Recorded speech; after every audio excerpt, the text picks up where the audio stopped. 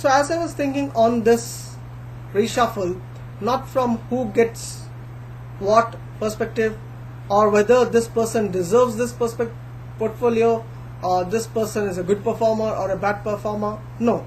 I was looking at it from a very macro perspective.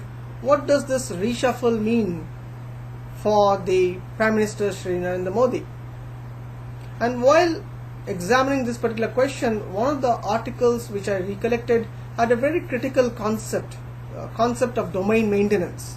So the reference to the article is indicated if anybody wants to look into the article.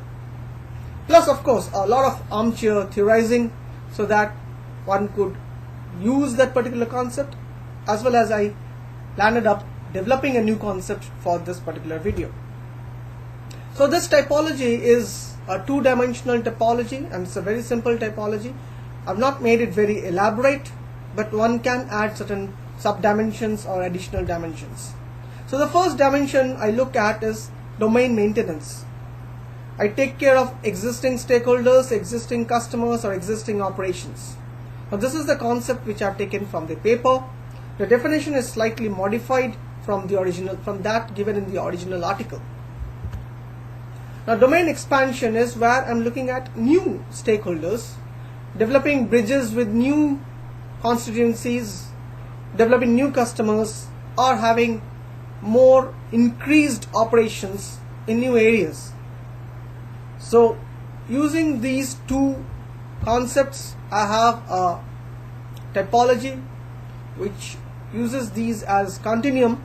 One is domain expansion on the y-axis, the second is domain maintenance on the x-axis. So you have positive and negative for both these axes. Now the domain expansion is more futuristic and strategic in its outlook. The idea is I should always develop new constituencies, new customers, new operations so that I can enlarge my domain. The domain maintenance looks at preserving the status quo.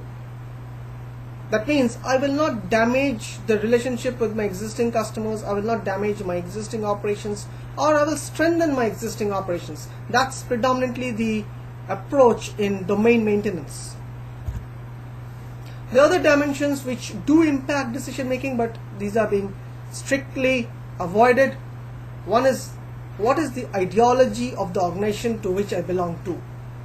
It is possible that the ideology may be ignored as long as it is strategic, and it's strategic positive. The second is, there may be personal ideologies which impact my decision making. I have to be careful about these two sources of distortions in decision making. So to use this typology, I can use it to analyze one decision before adopting it, or I can use it to conduct post-mortems of old decisions, and therefore I can do a holistic analysis of multiple decisions for a greater learning. Now I'll take only one example here